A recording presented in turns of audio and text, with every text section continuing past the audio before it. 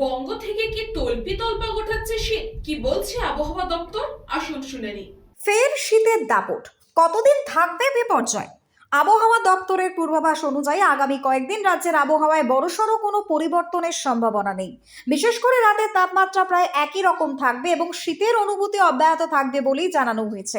সকালবেলা কুয়াশার সতর্কতা, রাজ্যের বিভিন্ন জেলায় আগামী কয়েকদিন সকালবেলা হালকা থেকে মাঝারি কুয়াশা দেখা যেতে পারে।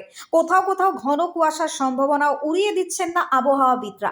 উত্তরবঙ্গের পাশাপাশি দক্ষিণবঙ্গের বেশ কয়েকটি জেলা, এমনকি কলকাতা এবং সংলগ্ন এলাকাতেও সকালের দিকে দৃশ্যমানতা কমে যেতে পারে।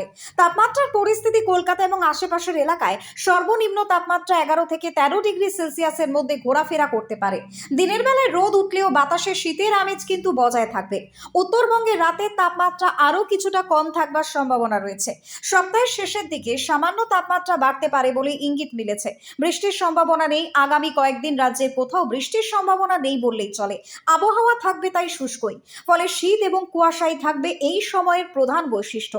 সাধারণ মানুষের জন্য পরামর্শ, শীত এবং কুয়াশার কারণে সকালে অফিসগামী পড়ুয়া এবং দূরপাল্লার যানবাহন চালকদের বাড়তি সতর্কতা অবলম্বন করাটা জরুরি। প্রবীণ এবং শিশুদের ঠান্ডা থেকে সুরক্ষিত রাখতে গরম পোশাক ব্যবহারের পরামর্শ দেওয়া হয়েছে। রাজ্যে শীত এখনো বিদায় নিচ্ছে না।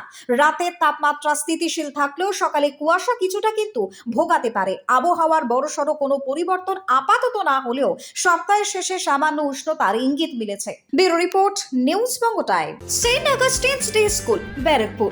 Success for every child. Admission open 2026 to 2027. Contact number 900793 4555.